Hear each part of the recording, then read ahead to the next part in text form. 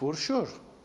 When you look at the recent developments in the region, we see that Turkey has been contributing to the international struggle going on against DAESH, especially its opening of Incirlik base for the American fighters planes which bombed DAESH targets.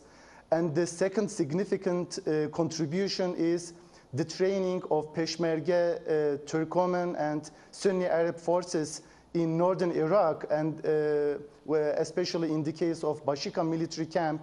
There you know that they are trained against any potential DAESH attacks. Inside of Turkey, there is an ongoing wide comprehensive campaign against DAESH militants. You know, there are many, unfortunately, foreign fighters inside of Turkey, and there are many Turkish citizens who support DAESH activities in the country. So there is a wide campaign against those, and many of them, maybe more than hundreds of them, they are now in prison. So considering these three significant factors, developments, we know that DAESH consider Turkey as one of the significant regional targets to attack. You know, Turkey is trying to seal, in one sense, the Turkish-Syrian border. You know, after the rupture of the Syrian civil war, Turkey decided not to close the gates, not to close the border because of the humanitarian reasons. Mainly, there was a mass killing against innocent civilians. So for a long time, Turkey unfortunately took some quite high risks and opened the border.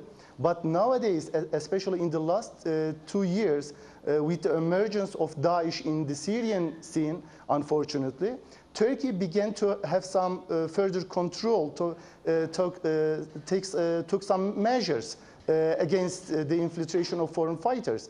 But nowadays, unfortunately, Turkey is quite in a vulnerable situation.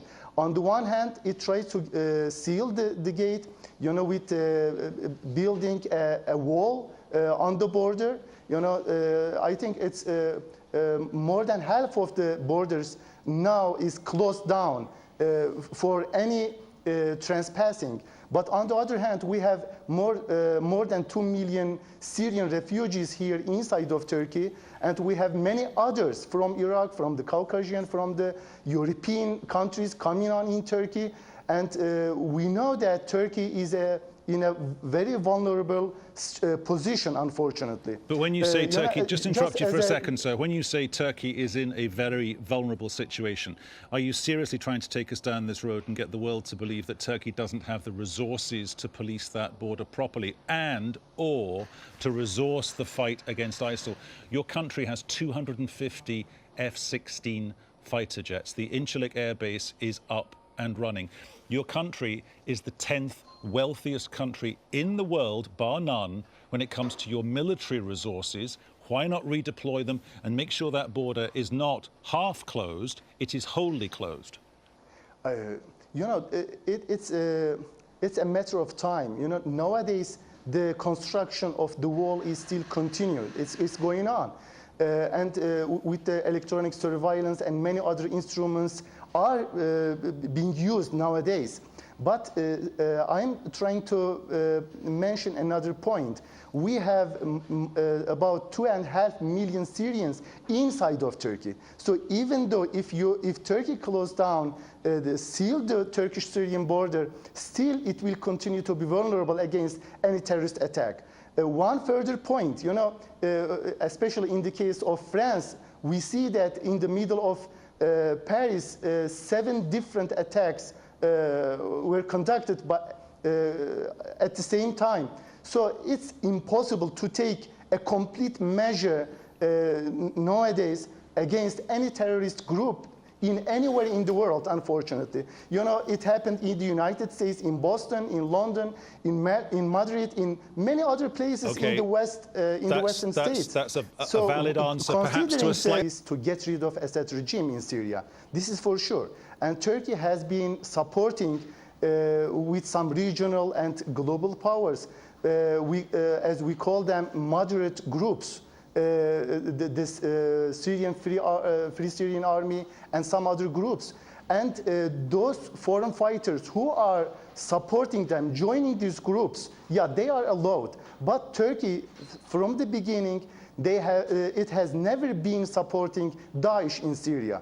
But as a geostrategic priority, for a while, Turkey, unfortunately, as I have mentioned earlier, it was and it is in a vulnerable position. That's why it was unable to take risks and to contribute to the international coalition.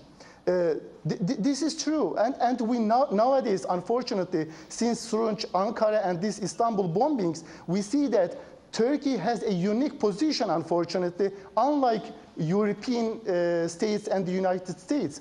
So Turkey didn't confront directly with DAESH, even though it was against it, but it didn't confront with it. And the position, the geographical location is quite different. Berke Mandarici in Istanbul, just in this conflict, there was one specific incident, and there was a point in the conflict when the rest of the world thought, oh, the Turks are going to go after ISIL. You didn't. You went after the PKK. I'm asking you a different question. Why did Ankara decide to go after? Declaration made by PKK, since during the resolution process, PKK's ultimate goal was to establish a democratic republic, so to have a kind of federative structure. But they have changed their ultimate goal. Regarding the ISIS, the DAESH, the direct terrorist attack in Suruç, this was the main breakup or the milestone when Turkey decided to contribute to international coalition. You know, first of all, Turkey, regarding the previous moment, the points, Turkey never opposed the support of PYD and its struggle against DAESH. The red line for Turkey regarding PYD is not to go to the western part of the Euphrates River and not to support PKK's struggle inside of Turkey. Regarding Turkey's policy, yeah, there is no winning side, unfortunately, in the Syrian civil war. Yeah, Turkey, unfortunately, is one of the losers among all others. So Turkey is trying to recover, to try to restructure its priorities in the Syrian crisis. For the first 2 years, it was the fall of the Assad regime, but now it's to prevent PYD not to control the whole Turkish-Syrian border. Okay, so I'm going to have to stop.